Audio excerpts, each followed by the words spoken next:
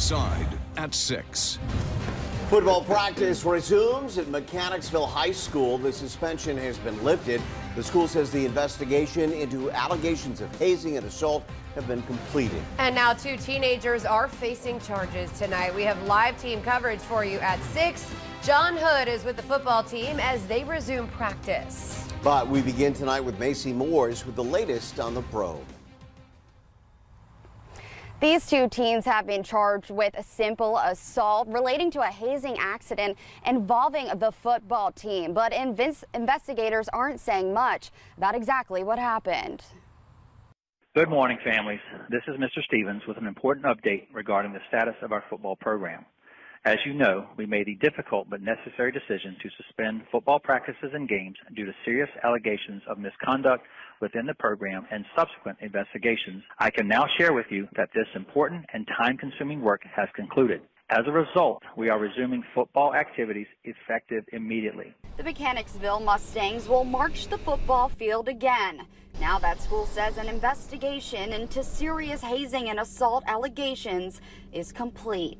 The investigation began 2 weeks ago with an anonymous tip to the sheriff's office about upperclassmen assaulting other players on the team. 2 teens now facing simple assault charges. With what's happening in school systems today, it doesn't surprise me, but I've never heard of anything like this going on before. For the past few weeks, the entire football team's program was suspended, something the principal said would continue until the investigation was complete. Glad that the football is going. I mean, I feel bad for the kids that, it's good that the kids that were not involved, that they have a chance to do something, especially if they're seniors.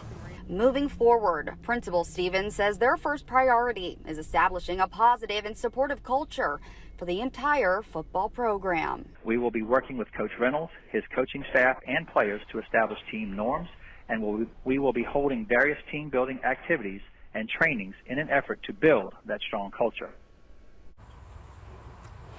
Now, there's mixed reaction here at the high school. Some are happy the suspension is lifted, while one family close to the investigation tells us they feel the school division is downplaying the severity of these allegations. For now, live in Hanover, Macy Moores, NBC 12. Thanks, Macy. About an hour ago, Mechanicsville High School football players, their parents and coaches met to discuss all that's been going on. John Hood continuing our team coverage now. He joins us live outside the school auditorium with what came out of that meeting. Do we know, John? Yeah, hey, Kurt. Well, that meeting lasted about 30 minutes. It was pretty quick. We saw families go in and then the parents come out. Now, we weren't allowed inside of that meeting, but we were told that they were discussing what the future of practices will look like. Now, what we do know is after tonight's meeting, there is about a 1-hour practice expected out of players.